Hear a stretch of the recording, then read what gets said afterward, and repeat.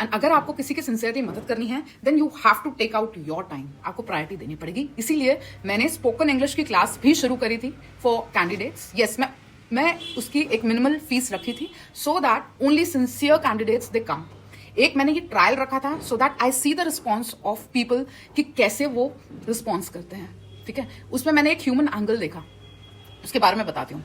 मैंने देखा जब इंडिविजुअल्स स्पोकन इंग्लिश की क्लास में आते हैं, what are they expecting? They are expecting कि मेंटर उनको हर चीज समझाएगा, ट्रिक बताएगा एंड वो मैजिकली इम्बाइब कर जाएंगे एंड सारी चीजें, उनकी स्किल्स एकदम एनहांस हो जाएंगी। But this doesn't work. Tricks बहुत हैं स्पोकन इंग्लिश की, फ्लुएंसी की, कॉन्फिडेंस स्पीकिंग की, okay, and also vocabulary enhancing की, राइट। बहुत टेक्निक्स हैं, शेडोइंग टेक्निक्स हैं, ओके। अभी मैं इस वीडियो का मकसद ये नहीं है कि मैं अपनी इंग्लिश क्लासेस प्रमोट करूं, सो मैं यहीं पे कट शॉर्ट करती हूँ, ओके। द थिंग इज, तो मैंने वहां देखा कि जो भी कैंडिडेट्स थे मेरे, ओके, उनमें से ऑलमोस्ट 20% ऐसे कैंडिडेट्स थे who were zealous, who were willing to speak when the opportunity came, but 80% ऐसे कैंडिडेट्स थे जो अभी भी स्टेप बैक कर रहे थे when the opportunity came for them to perform, to speak.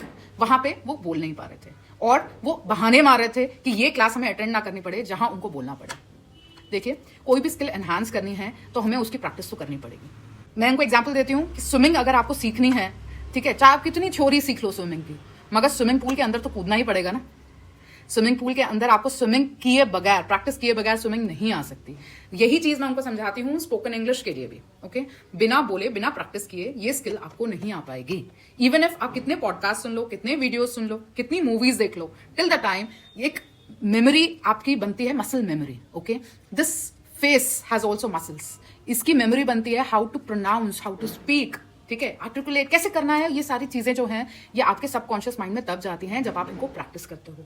कोई भी स्किल हो गई, आप गिटार बजाते हो, राइट, आप पहले कई महीनों तक आप बजाते हो, आपको रिजल्ट्स नहीं दिखते, मगर धीरे धीरे वो आपकी मसल मेमोरी बन जाती है, आपका हाथ चलने लगता है, राइट। ये सारी आपकी मसल मेमोरी क्रिएशन की तरीके हैं जिसमें ब्रेन रीवायर करता है, ओके।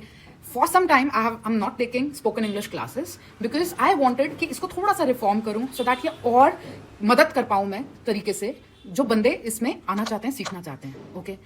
सो अब मुझे जो ये नया टेक्निक है उसमें आप सबकी मदद चाहिए। प्लीज सजेस्ट मी कि अगर आपको स्पोकन इंग्लिश की क्लासेस लेनी है तो आप कहाँ पे लैग करते हैं, आपका ग्रे एरिया क्या है, आपको थोड़ा सा इंट्रोस्पेक्ट करना है अपने आप को एंड मुझे थोड़ा सा फीडबैक देना है कि स्पोकन इंग्लिश की क्लास में अगर मैं इंप्रूव कराना चाहती हूँ आपको, आपके लिए, तो उसके लिए आपको अपने क्या ग्रे एरियाज दिख रहे हैं जहां पे आप चाहते हो कि मैं आप फोकस करूं और आपकी उसमें मदद करूं। सो ये आपसे मैं फीडबैक मांगूंगी, ठीक है। इस वीडियो के कमेंट्स में प्लीज सिंसियरली ये फीडबैक मुझे दे दीजिए।